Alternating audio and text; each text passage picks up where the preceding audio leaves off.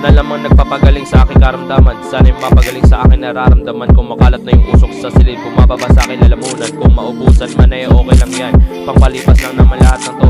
Pagkatapos ay okay na ang karamdaman. May nalalaman ka ba sa aking mga nakaraan para husgahan mo ako ng ganyan? Kung wala, edi wala, wala tayo pag-uusapan ha. Nalibasan lang ata ako ng gutom, kaya ako nagkakaganito. Yeah, yeah.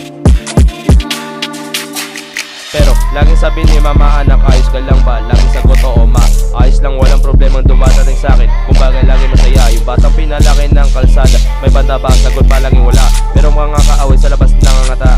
Sumalangit na yung mga nauna sa akin. May susunod pa ba?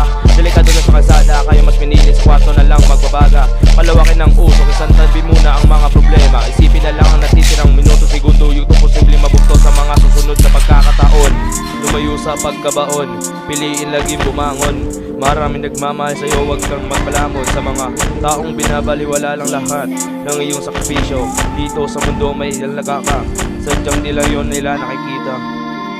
Kaya bumangon ka sa lahat ng iyong problema, malalagpasan mo lang din yun.